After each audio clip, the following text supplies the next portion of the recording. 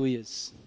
Então, meus amados irmãos, hoje nós vamos estudar o avivamento no Antigo Testamento. Amém? Só lembrando rapidamente da lição anterior, que para nós avivar, quem é que lembra de algumas palavras que antecedem o avivamento? Quem lembra? O que mais? Buscar, orar,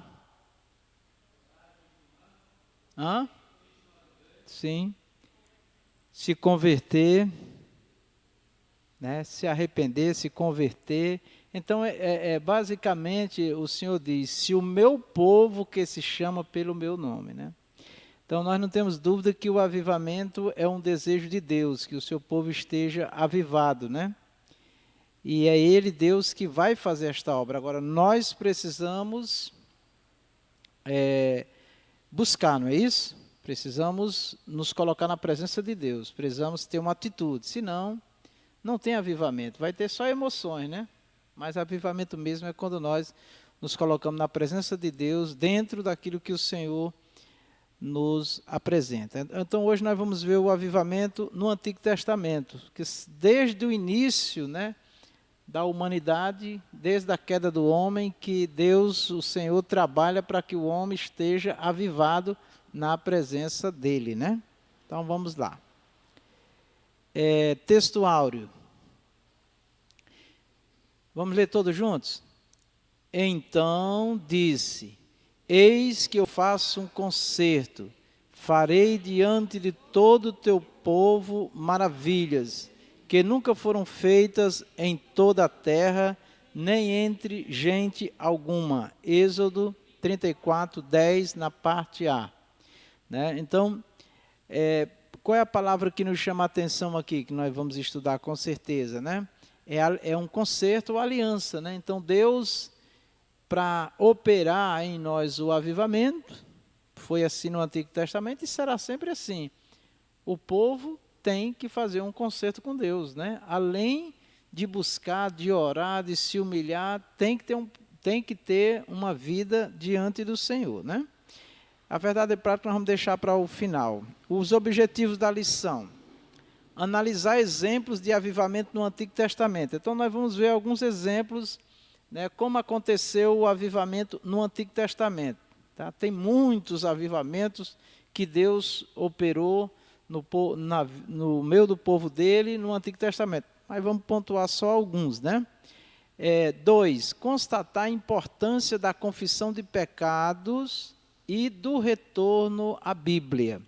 Então, o verdadeiro avivamento só acontece quando o homem faz um concerto com Deus, quando ele se arrepende dos seus pecados, quando ele decide viver a palavra de Deus. Aqui o escritor ele diz, e do retorno à Bíblia. O que é isso, o retorno à Bíblia? O retorno à Bíblia é, segundo as Escrituras, procurar observar o que está escrito, procurar viver o que está escrito, né? Então, lamentavelmente, nos últimos anos, agora que nós estamos vivendo,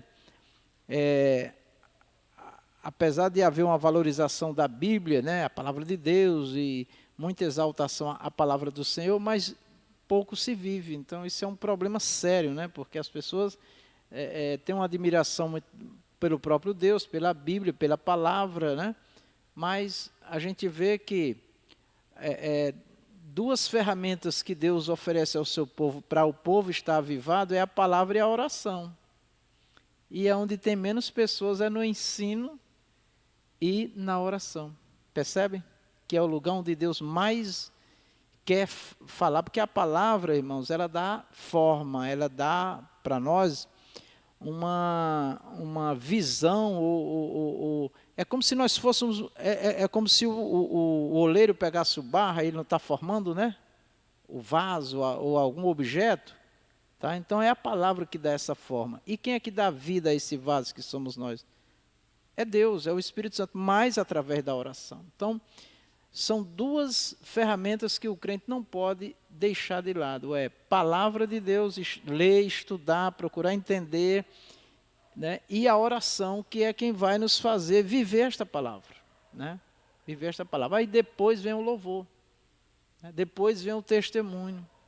Aí sim, Deus certamente será glorificado. 3, desenvolver o aspecto corretivo da palavra de Deus, desenvolver o aspecto corretivo da palavra de Deus e o perigo do formalismo, né? O que é isso? A palavra de Deus, ela tem que ser a nossa regra, em tudo, de fé, de como viver, senão qualquer avivamento é duvidoso, tá? E o perigo do formalismo, o que é o formalismo? Né? É só festas e apresentações e exibições. Não só no louvor, mas em qualquer palestras, estudos, pregações, né? A pessoa se torna um comunicador. Mas ele está vivendo realmente Deus? Ele está transmitindo do Espírito de Deus mesmo? Deus está ali falando, operando através dele? Porque quando Jesus disse, esse povo honra-me com os seus lábios, mas o seu coração está longe de mim, de quem era que Deus estava falando? Do povo dele. Jesus estava falando do povo dele. E principalmente dos escribas e fariseus, os que conheciam a letra. Né? Então, mesmo aqueles que conhecem a letra e que desenvolvem um ministério, pode ser puramente formal, só apresentações. Não tem vida. Né? Porque onde é que nós vamos identificar a vida, Deus na nossa vida, vida espiritual? É em todos os momentos. É o que usamos, é o que compramos, é a forma que nós nos relacionamos com as pessoas, a partir do lar, escola, trabalho, vizinhança. Com quem nós nos relacionamos, alguém vai dizer, rapaz, esse irmão, essa irmã é crente. Para outra vai dizer, não, isso daí não é crente não. E crente é assim, é. Isso é o povo do mundo que fala isso, né? Então, é muito importante nós entendermos que o avivamento não é uma opção, né? Não é uma opção, é uma necessidade, né?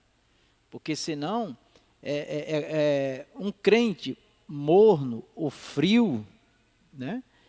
Ele comparando a um ser humano, é aquela pessoa que não se alimenta, é raquítico, né? Está como que morto, não tem força, não tem ação, não tem disposição, né? Tá? Então, assim também é a vida espiritual. Vamos à leitura bíblica em classe, né? Nós vamos ler aqui em 2 Crônica 34, 29 a 33, que está escrito aí para os irmãos acompanhar. Vai aparecer na tela aí, tá? Não precisa nem abrir a Bíblia, só se quiser mesmo. 2 Crônicas 34, 29 a 33, ó, tá ali. Aí vamos lá. Eu vou ler um versículo e os irmãos leem. Eu vou ter que ler todos porque só a minha voz que sai na gravação, então fica melhor assim. Amém, então vamos lá. Eu vou ler um e os irmãos lêem o outro. Então o rei convocou e ajuntou todos os anciãos de Judá e de Jerusalém.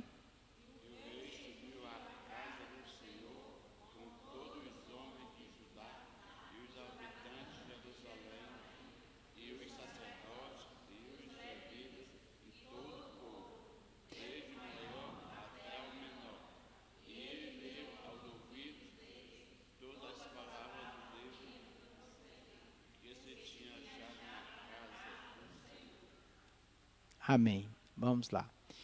E pôs-se o rei em pé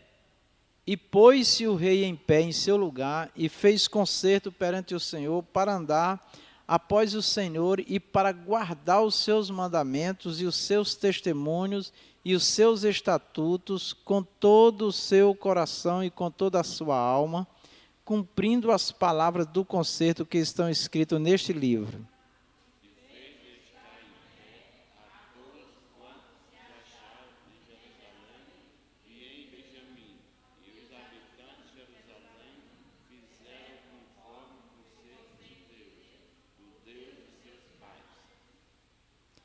Vamos ler todos juntos. E Josias tirou todas as abominações de todas as terras que eram dos filhos de Israel, e a todos quantos se acharem em Israel, obrigou a que com tal culto servisse ao Senhor, seu Deus, todos os dias. Não se desviaram de após o Senhor desde os seus pais. Então, irmãos, nós vamos observar na palavra do Senhor, a exemplo aqui do Antigo Testamento, e Deus é o mesmo,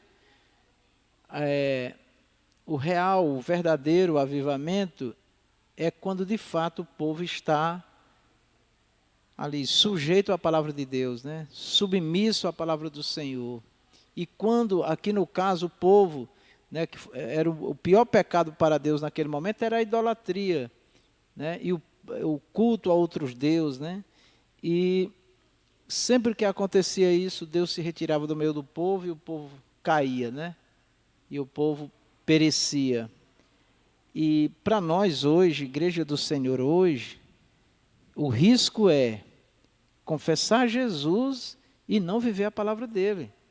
E achar que Deus é amor, porque é misericordioso, é longânimo, mas viver separado do que está escrito, escolhendo o que quer o que quer fazer ou não, né? E dizendo que Deus aceita a pessoa de qualquer jeito, né? Não é assim, tá bom? Então vamos à introdução. Houve um momento em que o povo israelita deixou-se levar por práticas estranhas que provocaram a ira de Deus e, consequentemente, a punição da nação. Aqui nós já, pela história de Israel, que é o povo de Deus, a nação eleita, irmão, nós já entendemos claramente que todo pecado, viu, irmãos, toda desobediência tem uma repreensão do Senhor, né? É bem lembrado aquela palavra da ceia que nós sempre lemos, né? Que Deus castiga e repreende para nós não sermos condenados com o mundo, né? Então, no caso da ceia, por exemplo, nós estamos afirmando a nossa comunhão com o Senhor. E eu tenho repetido, porque é o que a Bíblia nos mostra, que comunhão é comunhão com Deus, com a palavra dele, com os profetas, no caso nosso aqui, os pastores que Deus levantou para ensinar, né? A doutrina que é ensinada da parte de Deus pelos ministros, com os irmãos, né? Então, isso é comunhão, isso é de fato viver uma vida alinhada e uma vida avivada, né? Caso contrário, irmãos, nós estamos vivendo a chamada era da graça, né? Onde Deus não age com a mesma ação que ele agiu no Antigo Testamento, devido, né, a graça agora manifesta pelo sacrifício de Jesus. Mas no Novo Testamento também diz, filhinhos, não pequeis, né? Não pequeis, falando na igreja, tá? Também diz que é para nós buscar a estatura de varão perfeito. Quem é o varão perfeito? Quem é o varão perfeito? Jesus. Quem é o varão perfeito? Jesus. Então, buscar a estatura é se nivelar a Jesus. É impossível? É impossível. Mas é isso que Deus quer, que nós busquemos, que nós não relaxemos. Então, o avivamento, irmão, na Bíblia Sagrada está diretamente ligado à nossa vida com Deus. Espírito e palavra, tá? Sem isso é ilusão, tá certo? Você vai ver muita gente alegre, muita gente, inclusive, dando testemunho, aquela festa com o nome de Jesus, mas quando você vai ver a forma de vida, você vai ver que é uma vergonha, né? Muitos é uma vergonha, né? Tá certo? Então, biblicamente, isso não é avivamento. Avivamento, primeiro sinal de avivamento, irmãos, é arrependimento, é humilhação, é obediência, é temor de Deus. Isso são os sinais reais de um avivamento. O resto, lembre-se, é emoção, pura emoção. Quando essa situação parecia não ter saída, um homem ou uma mulher de fé levantava-se de maneira humilde, quebrantada, buscando a Deus e confessando os pecados do povo, né? Então, sempre que o povo, irmãos, desobedecia a Deus, caía na idolatria, fazia o que era mal aos olhos do Senhor. Tem muita essa passagem na Bíblia, no Antigo Testamento, porque fizeram o que era mal, né? Por exemplo, o caso de Gideão, que o povo estava sendo escravizado por outra nação inimiga, por outro povo inimigo. Quando Deus apareceu a Gideão, Gideão não acreditou que era o Senhor. Como é que isso está nos acontecendo se o Senhor, né, está aqui, por quê? E aí, quando vai se ler o texto todo, está lá escrito, porque o povo fez o que era mal diante dos olhos do Senhor. Então, ele não mudou. Tá? As coisas agora, Deus não age com a mesma ação que agia, devido ao sangue de Jesus que está ali clamando por misericórdia, né? Mas nós sabemos que há casos que é a mão de Deus pesando sobre o homem, irmãos, tá? E, lamentavelmente, tem muitas pessoas, não estou generalizando, tá? Tem muitas pessoas que não têm vontade de servir a Deus, que não quer compromisso com a obra de Deus, que vivem uma vida inconstante, tá? É porque não procura viver a palavra do Senhor, é porque dá brecha para o inimigo, né? Aí tem outros casos, né, de pessoas que passam por tribulações, né, devido à palavra, devido ser maltratado, desprezo, abandono, e tem inúmeras situações. Mas uma das situações da apostasia, uma das causas da apostasia, do esfriamento na igreja, é o pecado. A causa principal é o pecado não confessado, porque todos somos pecadores. Né? É a pessoa que deliberadamente decide viver a vida que ela quer, confessando Jesus, sem observar a palavra de Deus, sem o temor de Deus. Tá? E a gente vê que o ser humano é muito emocional. O mundo está aí fazendo festa dia e noite por aí, certo? Isso é uma alegria passageira, é só aquele momento. E muitos estão na igreja também, vivendo só de movimento dentro da igreja, mas quando sai dali é uma pessoa normal, igual qualquer pessoa do mundo. Então, isso não é avivamento, tá? Avivamento, vamos guardar bem no coração. Antes de tudo, é uma vida, só um minutinho, é uma vida consertada com Deus, é uma vida alinhada, é uma vida onde há o temor do Senhor, uma vida onde observa a palavra de Deus e quer viver, e busca, e se humilha, e ora, né? Esse é o processo do avivamento para se manter vivo. Olha, vamos tirar uma lição desses comentários para o avivamento? Vamos? Vamos? Vamos pagar o mal? Vamos pagar o mal? Aí você pode, olha, quando alguém te faz o mal, nos faz o mal, e nós fazemos o bem, pode perceber que você fica leve, é ou não é? Agora, quando alguém faz o mal e você quer, aí você anda se arrastando, não dá mais glória a Deus. Hã?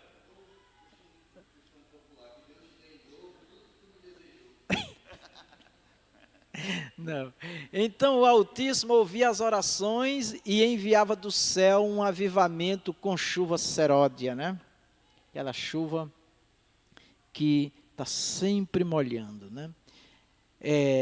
Gota a gota. Registros como esse no Antigo Testamento fundamentam o ensino desta lição, tá? Panorama dos avivamentos no Antigo Testamento, né? São muitos, mas vamos ver aqui alguns exemplos, irmãos. E voltando ao que eu iniciei falando, o mais interessado em nós estarmos avivados é o próprio Deus, amém? Mas nós temos que fazer a nossa parte, não é isso? Nós aprendemos na primeira aula. Quando Josué, filho de Jacó, morreu, o povo israelita sofreu com a tirania de Faraó, né? Um governo tirano, é aquele governo mau, né? Aquele governo ditador, aquele governo que escraviza, né? E o povo de Deus sofreu muito, né? Que não conhecia a história de benefícios que os judeus receberam da parte de Deus no governo de José, tá? Então, tudo que Deus fez através de José, né? Infelizmente, os outros governos que vieram, os reis, né? Que eram dominados por uma cúpula ali, esqueceram dos benefícios, né, que Deus fez através de José, e o povo de Israel passou a padecer, a ser humilhado, a ser judiado, tudo aquilo ali, tá certo? Agora, era castigo de Deus? Não, é a injustiça do homem mesmo. No mundo, o povo de Deus também padece, né, aqui nesse mundo, padece? E às vezes, eu sou servo de Deus, porque isso, porque aquilo, porque nós vivemos num sistema ímpio, né? Dominante do mundo é um sistema ímpio, né? Então, e a Bíblia diz que o mundo geme e nós também gememos, porque nós estamos nesse mundo. Mas, trazendo para o avivamento, isso não tirou o avivamento do povo, né, irmãos? Isso aqui é maravilhoso, né? Interessante que quando Deus veio para enviar Moisés, né? Deus fala uma palavra que né, o anjo fala que era o próprio Deus, né? Uma teofania, né? Deus diz assim, que Deus desceu para livrar o povo dele. Ele desceu, Deus veio pessoalmente falar com Moisés para tirar o povo de lá, né? Então, o que é interessante aí, irmãos? É que sempre que o povo está morrendo, está padecendo, né? Deus ouviu o gemido do povo, né? Diz os estudiosos aí que foi 400 anos o povo sofrendo, né? Deus ouviu o gemido do povo, está escrito, né? Está escrito, e veio, tá? Aí como é que a gente pensa assim, poxa, Deus não poderia ter resolvido isso antes, não? 400 anos. Né? Então, mas Deus é perfeito, Ele sabe todas as coisas, né?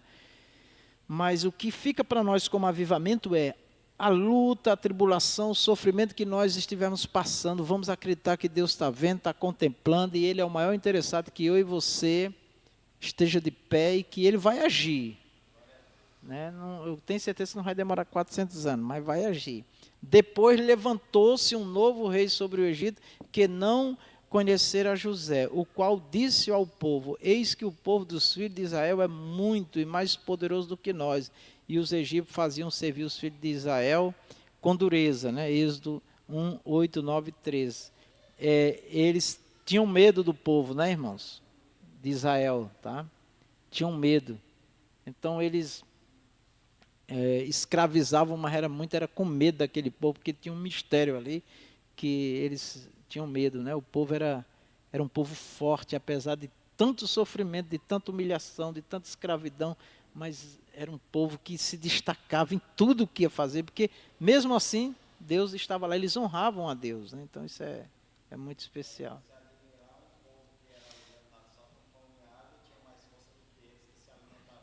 Pois é, tá?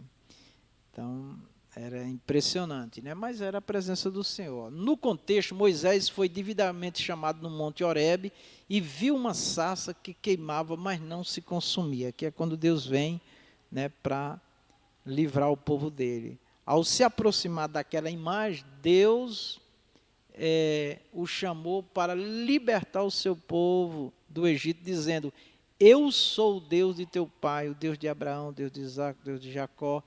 E Moisés encobriu o seu rosto porque temeu olhar para Deus. Né? Então, eu quero que fique aí uma frase muito importante para nós. Deus, ouçam bem isso, irmãos, é o maior interessado em que nós estejamos avivados, animados, alegres. Não importa o que nós estivermos vivendo, vamos adorar, vamos louvar, vamos fazer a obra do Senhor, vamos fazer a nossa parte que nós veremos a glória de Deus. Amém, varão? Diante dessa visão, o Senhor esclareceu que o enviaria ao Egito a fim de libertar o seu povo. Atos 7, 32 a 35. Por intermédio de Moisés, o soberano exerceu juízo sobre o faraó de maneira poderosa, enviando 10 pragas ao Egito, fazendo com que o rei deixasse o povo israelita sair daquele país. Então, aí as pragas, né? Aí eu volto aqui para o que o Regiano falou. A pessoa fala e as coisas ruins acontecem, né? Então, assim, por que essas pragas vieram, irmãos? Porque o rei era mau, porque o faraó era mau. E Deus queria também mostrar, né, que Deus é com o seu povo, né? Mas nunca vamos nos alimentar desse negócio de pedir para Deus castigar ninguém, não, porque não é isso que Deus quer de nós. Tá bom, Regiano? Não vai nessa, não. Estou brincando, pastor Regina, eu sei que você é uma bênção. O avivamento no tempo de Samuel. Então nós vimos aqui o avivamento no tempo de Moisés, né? E eu quero também trazer um destaque aqui para nós. Sempre que o povo estava escravizado, humilhado, que o povo estava encurvado, que o povo estava mal, Deus sempre levantou alguém, amém? Quem pode dizer, eis-me aqui, Senhor? Teve um irmão que chegou para mim uma vez aqui na igreja e disse: a igreja está morta, pastor. Eu digo: então ore, faça a oração do profeta aqui, dos ossos secos, para Deus levantar, né? Não precisa dizer: irmão, igreja, você está morta, irmão, você está morto. Não, começa a clamar, o avivamento, e, Senhor, enche o teu servo do Espírito, renova os dons, renova os talentos, renova a tua graça, renova a fé na vida dele, Senhor, Senhor. Daqui a pouco você começa, glória a Deus, o outro lá, glória, glória à igreja, glória, glória. Né? É assim que acontece o avivamento. Não é condenando os outros, não é criticando os outros, não, tá certo? E uma palavra de Deus na nossa boca faz uma diferença enorme, né? É o que eu venho dizendo, né? O real avivamento, que nós estudamos na primeira lição, antes de tudo é um coração humilde, né? É uma pessoa que busca, é uma pessoa convertida. Deus quer ver, ou Deus quer operar essas obras em nós para que aconteça, né? Oração e vida. A irmã Rita está dizendo aqui, não é só na oportunidade, né? Quando a gente pega o microfone e vai falar, a tendência é o sangue circular mais, a gente ficar agitado, né? E a gente pode confundir que está avivado, né? Mas aí quando termina o culto, que vai para casa, que começa a lidar com a vida, é que a gente vai saber se está avivado mesmo ou não, né? Tá certo? Mas seja alegre.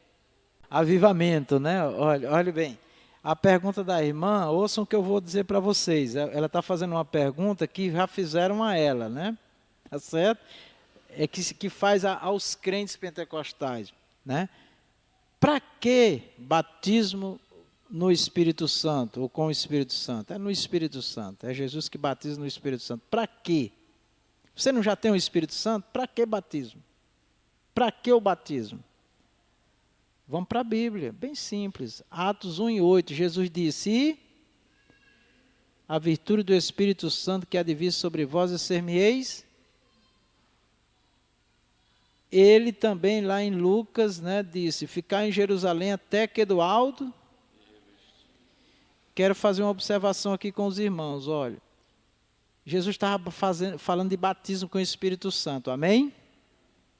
Porque antes do Senhor Jesus subir, quando ele ressuscitou, ele olhou para os discípulos e disse assim, recebei o Espírito Santo. Ali não era batismo. Mas quando foi que o batismo com o Espírito Santo veio? Depois da subida do Senhor Jesus, Atos 2.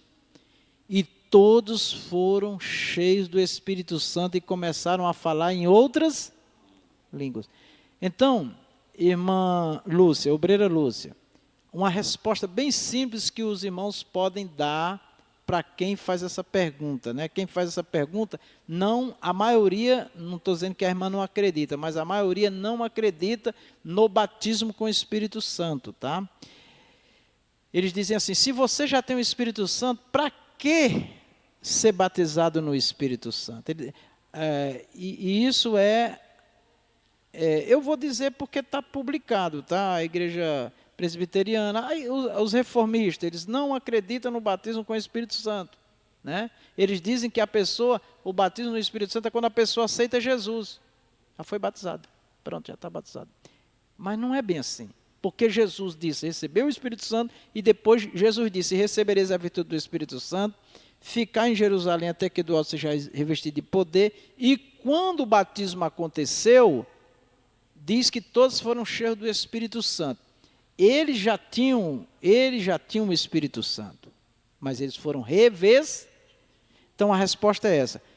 Irmão Silvio, por que você tem que ser batizado com o Espírito Santo? Você não já tem? Vamos lhe fazer essa pergunta, se não já fizeram. Aí você diz assim, mas o Senhor fez essa promessa e aconteceu lá em Atos 2. E o batismo é revestimento de poder. O que é uma pessoa revestida? A pessoa está vestida e ela coloca mais uma veste. Certo? Eu estou com uma camisa. Se eu colocar um paletó, eu estou o quê? Revestido. Sim, né? Então, assim, se nós formos olhar para o Espírito Santo, ele é Deus, ele é todo poderoso, ele tem todo o poder, mas é assim que o Senhor organizou a manifestação do Espírito Santo. Eu recebo o Espírito Santo, eu tenho o Espírito Santo, mas ele quer me revestir. Certo? Então, para que o revestimento? Vamos olhar para a igreja primitiva, lá do início, ela tinha que enfrentar uma grande luta, irmãos. Tá? E só quem vence luta é quem é batizado com o Espírito Santo? Não, quem tem o Espírito Santo vence também. Mas tem certas lutas e tem certas obras que precisam desse revestimento. Senão, não consegue. Então, irmã Lúcia, bem simples. O que é, irmã Lúcia, o batismo com o Espírito Santo? Revestimento. Mas, irmã, não já tem o Espírito Santo? Tem. E para que esse revestimento? Porque é assim que Deus faz. Pronto. É Deus que faz, acabou. Amém? Pois eu não quero batismo, não. Pois é um desejo do Senhor. Está lá, todos foram cheios do Espírito Santo. Tá? É o desejo dele. Dá para entender assim, irmã Lúcia? Tá bom assim? Pois é, mas toda vez que a gente coloca esses argumentos para os reformistas, eles dizem, não, mas o Espírito é um só. Ele tem todo o poder. Sim, mas é assim que ele se manifesta. A questão é que é assim que ele se manifesta. Pronto. As igrejas batistas, os presbiterianos, Betel, todas essas... Não, é porque assim, a reforma veio de Lutero, né? E ele se prende muito, só a escritura, só a escritura. Então, eles dizem... Não, eles acreditam no Espírito Santo na nossa vida. Ele não acredita nessa segunda experiência, Não, porque o mover para eles é você pregar o Evangelho, é você louvar o Senhor, é você orar, é você agir. Não, essas coisas não, porque é claro que nessa onda aí de mover e de mistério, tudo tem muita coisa que não é bíblico, a gente sabe disso, né? Hã? Pois é, mas eles dizem que os dons, para os reformistas, né, eles dizem que os dons foi só no tempo dos apóstolos. Não pode porque está lá escrito, as últimas palavras do Senhor Jesus, e esses sinais seguirão aos que crerem. Não era só apóstolo, qualquer discípulo, qualquer um que crê.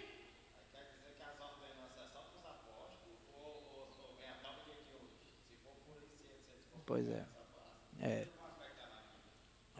Aí tem um outro problema, os dons ministeriais. Eles não acreditam, né, que Deus usa a pessoa para falar uma revelação, uma coisa, mas está lá na relação dos dons profeta.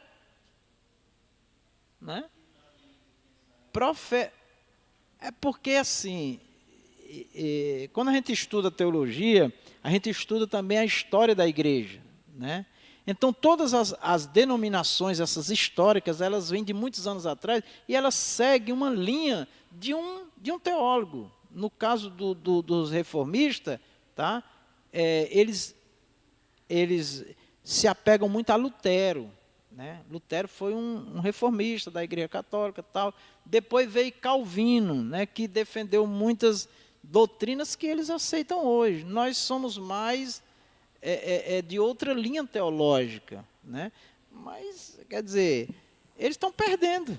Já tem vários... por exemplo, a Igreja Assembleia de Deus, quando ela chegou no Brasil, ela congregava com quem? Com os batistas.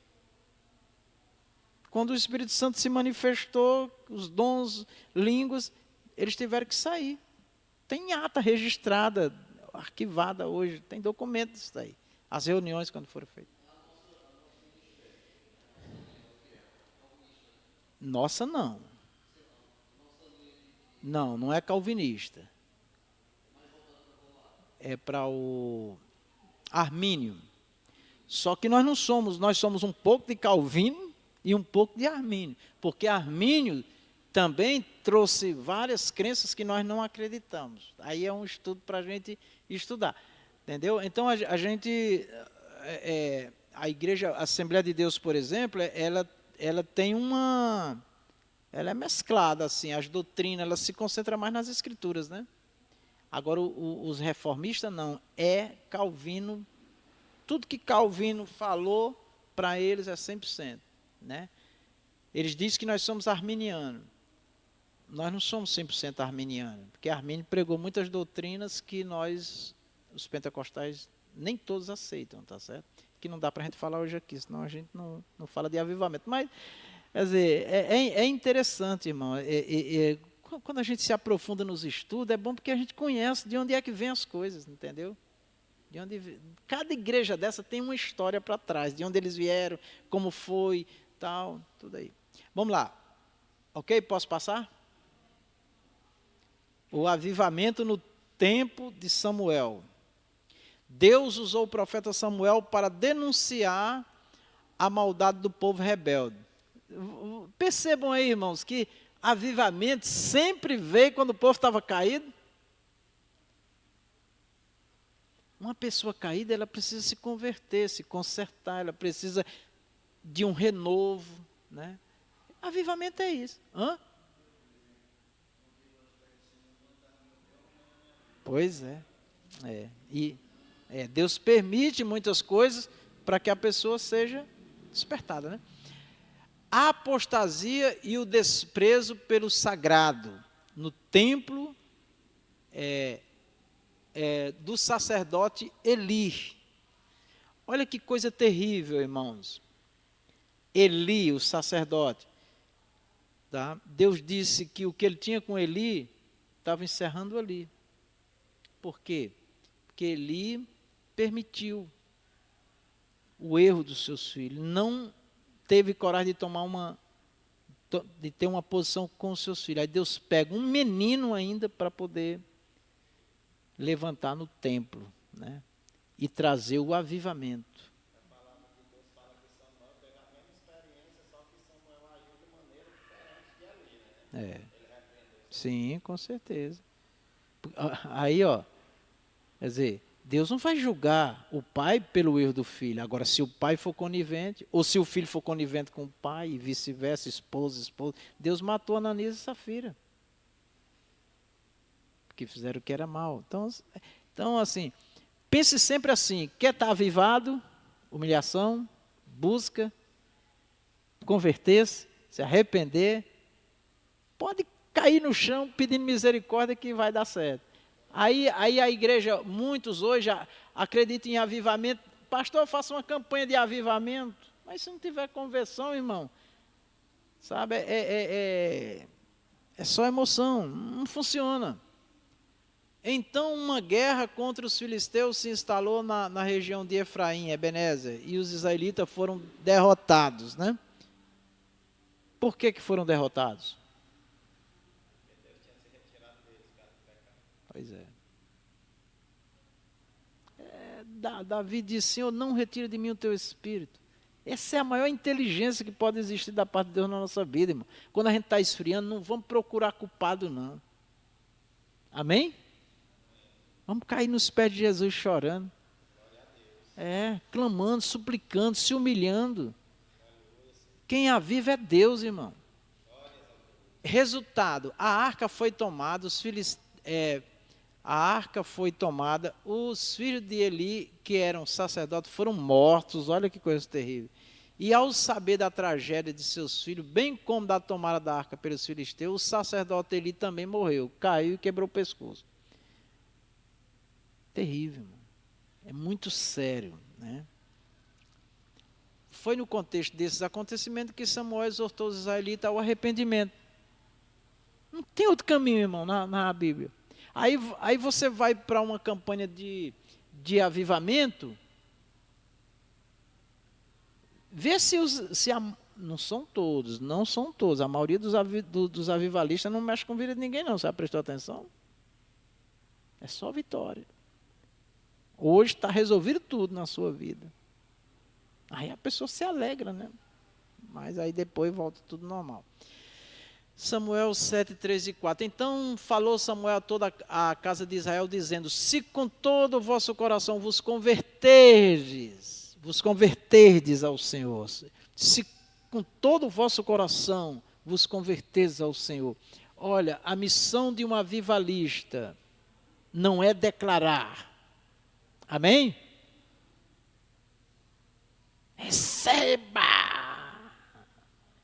Receba, quer nem saber se é sapo, se é cururu, se é peixe, que bicho é, receba.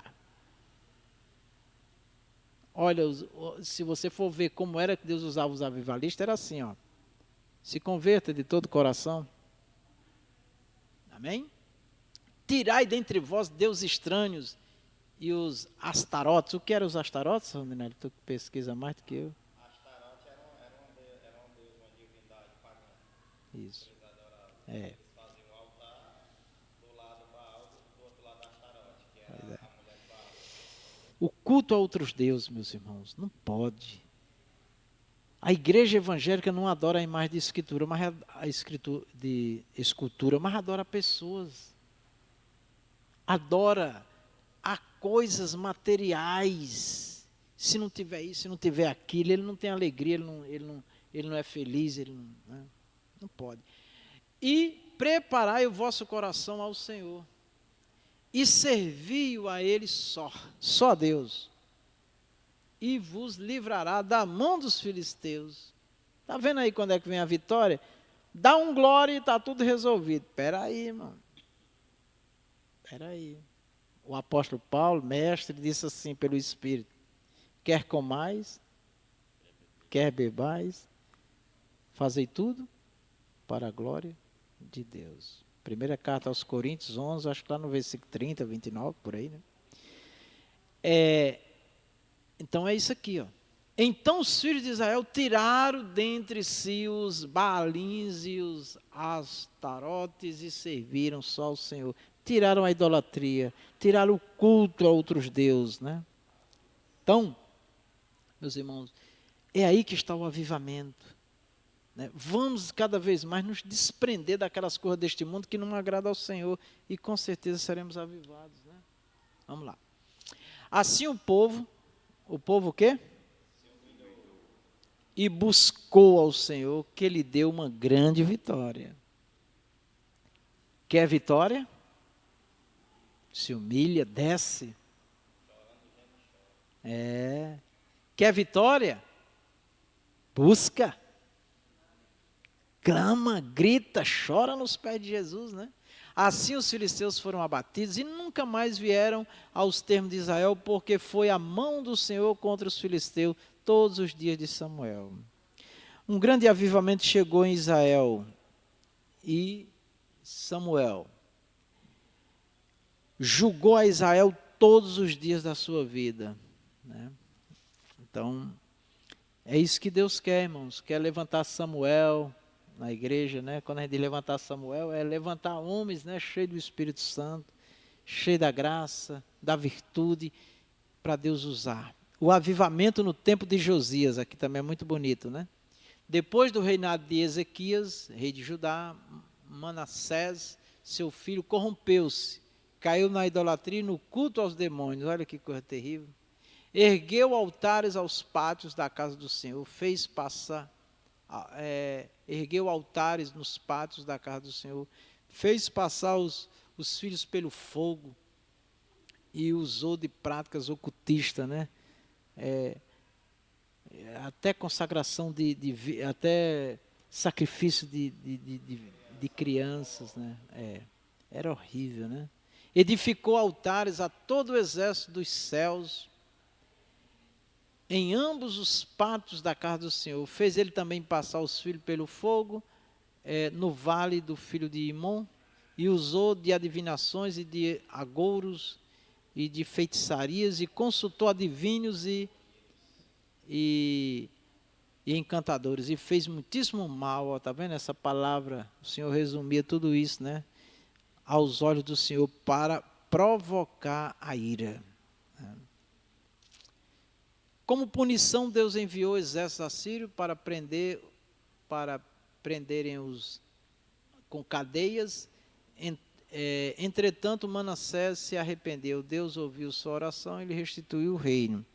Pelo que o Senhor trouxe sobre eles os príncipes dos exércitos do rei da Assíria, os quais prenderam Manassés entre os espinhais e espinheiros e amarraram com cadeia e o levaram à Babilônia. E ele, angustiado, orou deveras ao Senhor, né, de verdade, seu Deus, e humilhou-se muito perante Deus de seus pais, e lhe fez oração. E Deus se aplacou para com ele, e ouviu a sua súplica, e o tornou a trazer a Jerusalém e ao seu reino. Então reconheceu Manassés que o Senhor é Deus. Sempre que há humilhação, que há arrependimento, que há contritamento, irmão, está escrito que Deus não suporta um coração contrito. Ele perdoa sim, tá? Então é isso que nós temos que fazer, sempre. E nós vamos perseverar. Após a morte de Manassés, seu filho Amon reinou em seu lugar. Infelizmente, esse rei não conseguiu o exemplo do pai e governou de maneira corrupta. Por isso, seus servos o mataram e o povo declarou Josias rei em seu lugar, né? Aí a gente vê as diferenças, né, irmão? Quando faz o que é bem, quando se humilha, Deus chega. Quando faz o que é mal, Deus se retira. É sempre assim.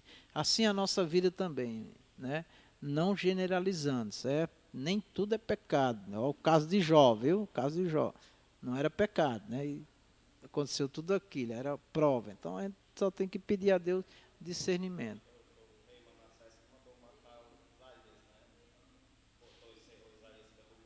É.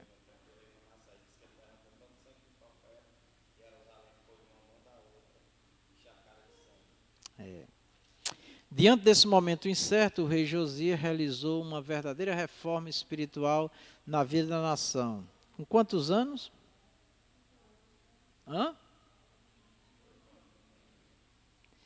Ele derrubou altares aos demônios, destruiu imagens de escultura e estendeu essas medidas saneadoras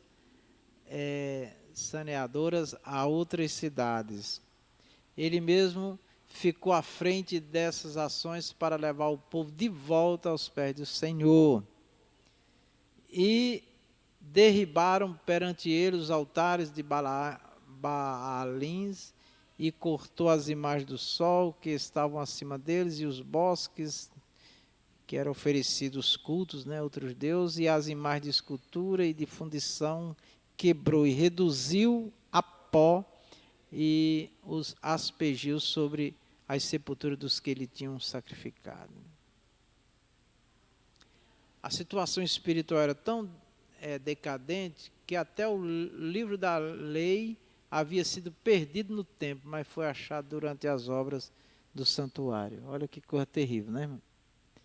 Percebam que o livro da lei, a palavra do Senhor, sempre que vem a queda, o fracasso, a apostasia, a frieza, irmão, quase sempre está relacionado ao valor que nós damos e vivemos a palavra do Senhor, tá bom? Então, sempre que tem queda, sempre que tem fracasso, é bom fazer um exame sincero, né? E aqui a Bíblia diz, cada um examine-se a si mesmo. Assim o Altíssimo usou a reforma do rei Josias para conduzir o povo a um novo avivamento espiritual. Então, olha, palavra de Deus, oração, temor, é por aí que passa o avivamento. E os filhos de Israel que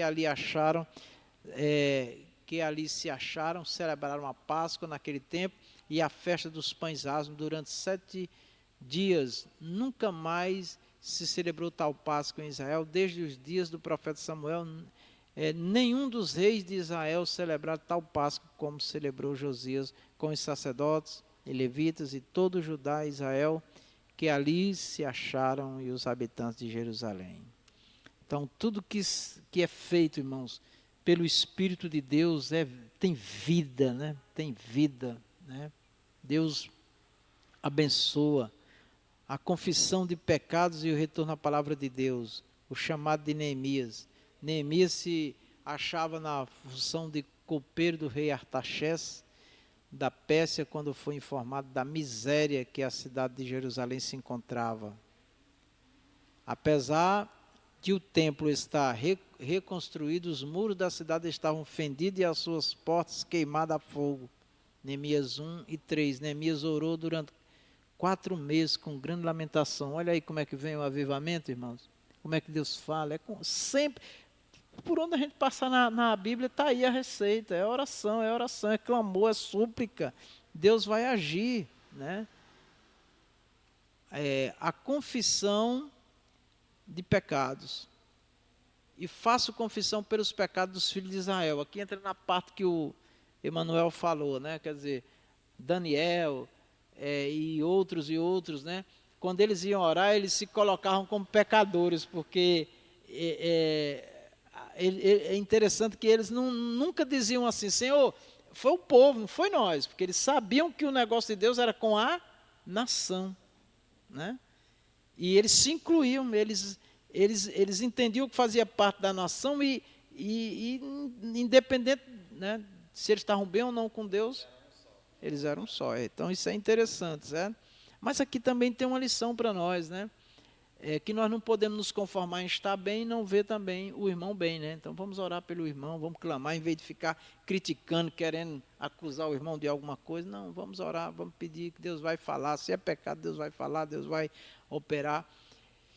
Então ele fazia confissão pelo povo. Também eu e a casa de meu pai pecamos. Olha que coisa interessante, né, irmão? Ele se incluía, né?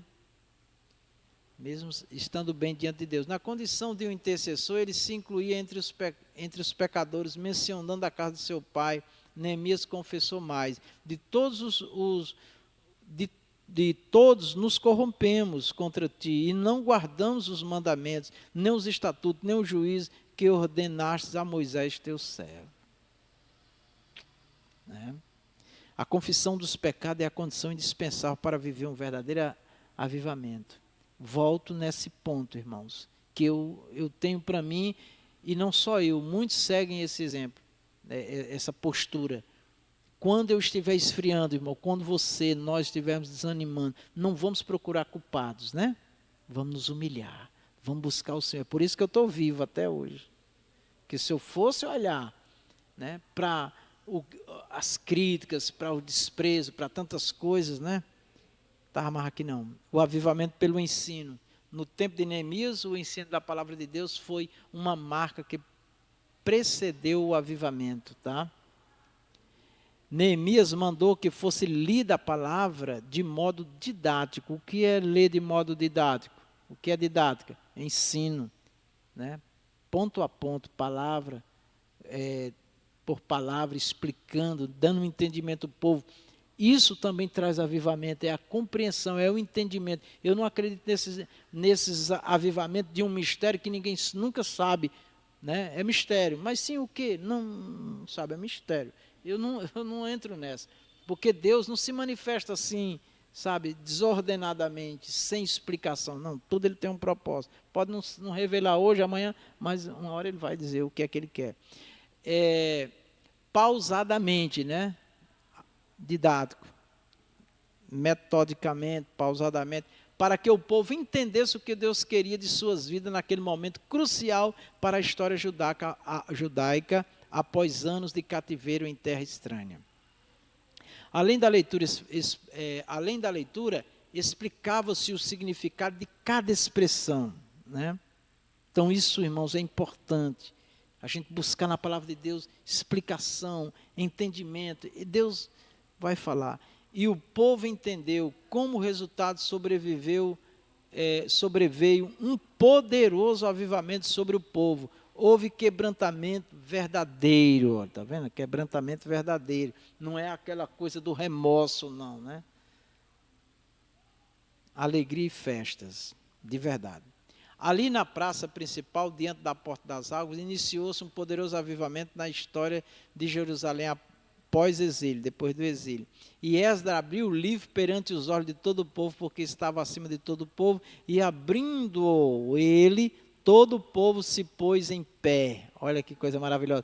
Eu acho interessante que eu aprendi isso logo no início da minha fé. Toda vez que vai ler a palavra de Deus, tem que reverenciar, amém? Inclusive eu quero ensinar uma coisa para os irmãos aqui. Quando a palavra de Deus estiver sendo lida, não fique andando. Certo? Está chegando na igreja, espera a leitura. É uma forma de reverenciar, de respeitar a palavra de Deus. Eu fico incomodado quando, principalmente a leitura do texto, a pessoa está conversando, a pessoa está, sabe, parece que não está acontecendo nada na igreja. Isso me incomoda, tá certo? Porque eu sei que Deus não se agrada, a palavra dele deve ser reverenciada, respeitada. Não é hora de conversar, não é hora de falar. Está sendo lido o livro sagrado, então toda a reverência. E Esdras louvou ao Senhor, o grande Deus, e todo o povo respondeu amém, amém. Levantando as mãos, inclinaram-se e o adoraram o Senhor com o rosto em terra. Irmão, diz que de longe se ouviu o grito do povo, né? Quando uma igreja está avivada, tem barulho, né, irmão? Tem glória a Deus, tem aleluia, né? É diferente. Tem vida. Não é aquela coisa fria, não é aquela coisa apagada, a não ser quando a pessoa está doente, né?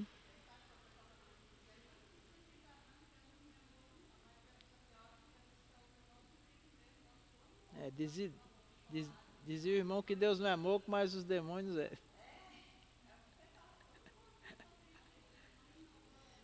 O glória a Deus, a expressão é uma maneira de nós declarar, de nós exaltar o Senhor com a boca. Está escrito que é para nós magnificar, exaltar, glorificar a Deus com nossos lábios.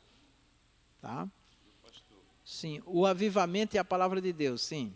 Na igreja tinha lá o irmão Lemos. E quando ele chegava na igreja, ele dava um glória a Deus tão alto, que parecia que ele era o microfone na mão. Amém. E nós muitos, às vezes, reclamavam, né? Mas por que ele fazia isso? Porque ele era motorista, viajava muito. Aí, às vezes, no mês, ele ia até viajar umas 4 vezes. Aí, quando ele entrava, ele se alegrava com a presença de Deus. Ele dava aquele glória a Deus bem alto. Daí, muitos não entendiam o motivo. Amém. Eu vou falar isso aqui, não estou corrigindo, não estou corrigindo o irmão aqui não, mas olha, eu quero chamar a nossa atenção, amém, irmão? Tem gente que só dá glória a Deus quando está na oportunidade, viu? Não, eu estou falando de você não, estou aproveitando para falar. Tem gente, obreiro, que só dá glória a Deus quando ele está na oportunidade. Hã?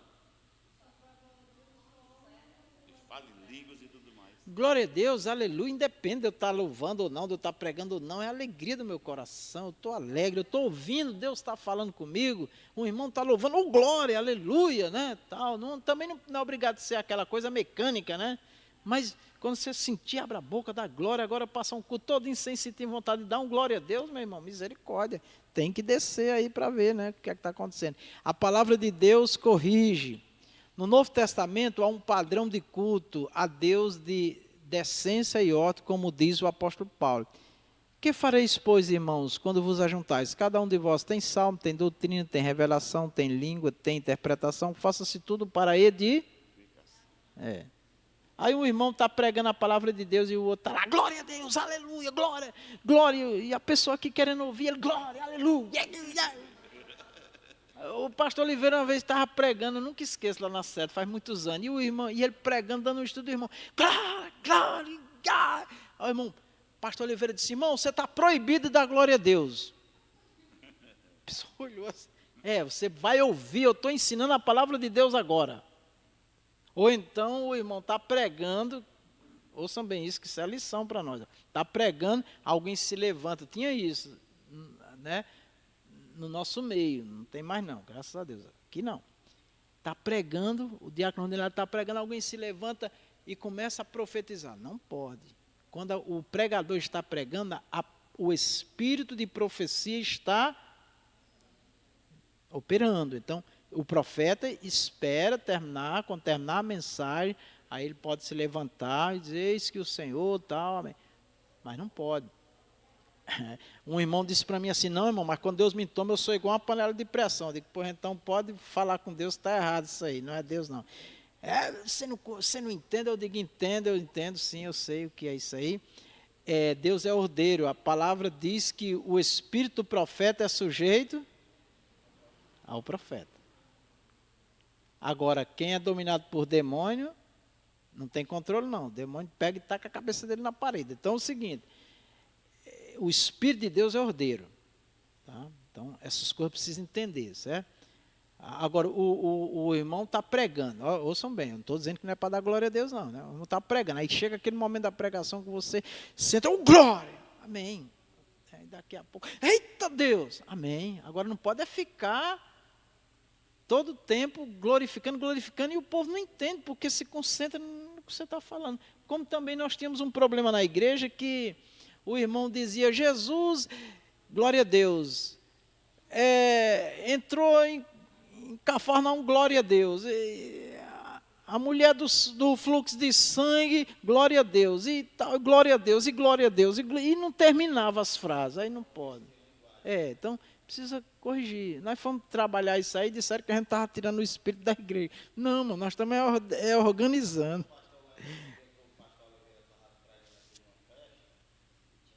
É, lembro. É.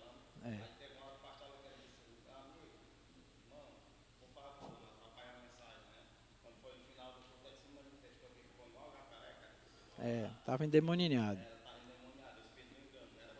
Pois é, então tem que ter esse discernimento, certo? Veja o que marca essa orientação apostólica. Não é exibicionismo espiritual ou mero emocionalismo. Olha, irmãos, isso daqui foi eu que escrevi não, tá? Isso daqui são teólogos, pessoas que têm grandes experiências, tá? Veja o que marca essa orientação apostólica, que foi o que nós lemos aqui em 1 Coríntios 14, 26. Não é exibicionismo, avivamento não é se exibir, né? Exibicionismo espiritual, ou mero emocionalismo, nem as expressões irreverentes no culto, tá? Então, a irmã Rita já falou aqui, e é isso que a gente tem, avivamento é o tempo todo, é todo dia, toda hora, é o Espírito Santo ali, tá bom? Não é só depender de uma oportunidade. Aqui a orientação para um culto avivado de acordo com a palavra de Deus. Nesse culto, Deus pode enviar um avivamento genuíno como resposta ao quebrantamento espiritual e às orações do povo de Deus. Cuidado com o formalismo, né? Aí a gente tem que ter cuidado, né? Porque às vezes a liturgia do culto, e eu quero me defender aqui, tá certo? A gente aqui tem uma liturgia, tem um sistema de culto tal, e alguém pode dizer assim, não, mas aí como é que Deus usa a gente desse jeito, que é tudo assim, tal. Não, espera aí. Se a questão do tempo, da ordem, tudo ali organizadinho, é uma questão de ordem. Agora, se você tiver 5 minutos, 10 minutos, 30 minutos, o tempo que você tiver, deixa Deus lhe usar. Deus deve lhe usar. O que não pode é o que aconteceu num culto. O irmão teve uma oportunidade, aí ele louvou, pregou, louvou, orou, e no final da oportunidade perguntou para o pastor se ele podia impetrar a bênção. Espera aí, irmão, o culto que é isso? Você só tem uma oportunidade. Isso eu vi visualmente. Pois é. Então não pode ser assim. Então, formalismo é o quê? Aquelas coisas tudo ali dentro da caixinha, mecânico. Não. Deixa o Espírito tomar, te usar. Entendeu? Deixa. Agora, o que não pode é a gente querer tomar o tempo dos outros também que quer louvar, que quer, né? Então a gente tem só uma questão de ordem, mas o tempo que você tiver, deixa Deus lhe usar, falar com você. Sim. Amém? Com formalismo, queremos dizer a respeito do que é formal, metódico e rigoroso.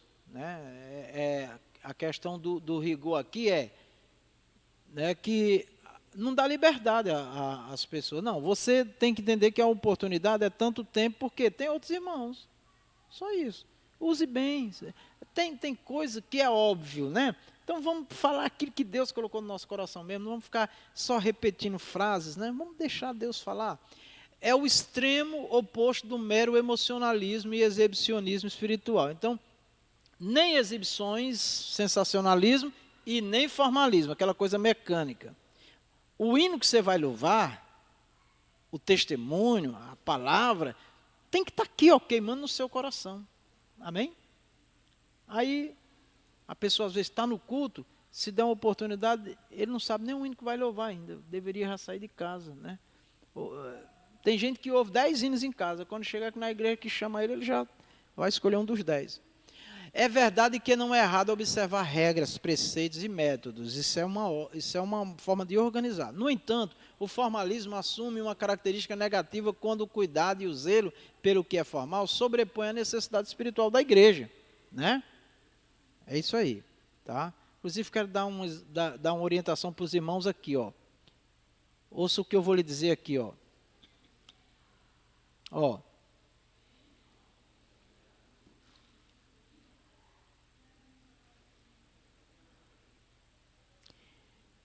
Existe um negócio na igreja, aqui não existe muito não, mas tem pessoas assim, ó. Ouça aqui, ó. Você está numa oportunidade, uma saudação. Aí, você sabe que tem a oportunidade para aquilo dali, aí você quer fazer outra coisa, além daquilo. Aí você pergunta em público se pode. Fica ruim o pastor, o dirigente do culto dizer não. É melhor que você, quando vier numa oportunidade aqui ou em qualquer lugar, e você, é só 5 minutos, pastor, mas hoje eu posso usar 10 minutos ou mais um pouco, eu quero louvar um hino e quero contar um testemunho aqui. Amém. Fica melhor. Ou então, irmão, como já teve o caso de um irmão, né, que ele tinha um propósito, e eu disse, irmão, não vai dar, porque olha, o tempo vai extrapolar e tal. Amém, pronto, então já fica ali entre nós. Pronto. Por quê? Porque tem uma programação, tá bom?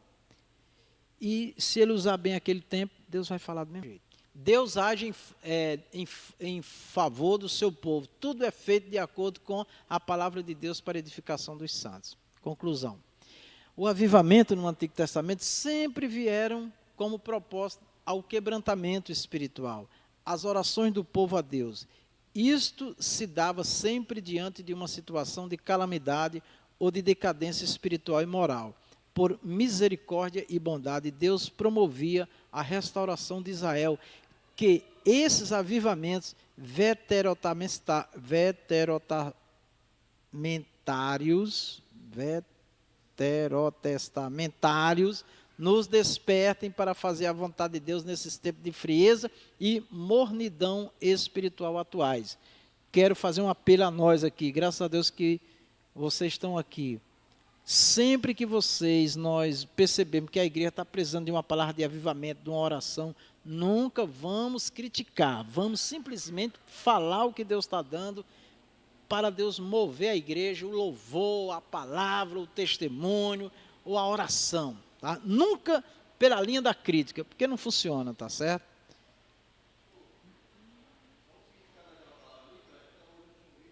Como?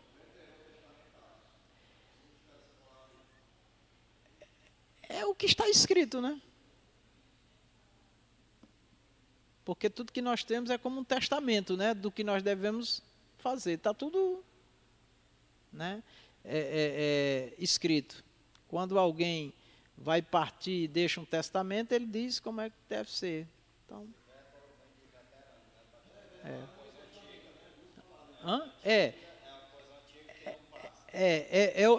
é o que nós temos escrito, determinado, né?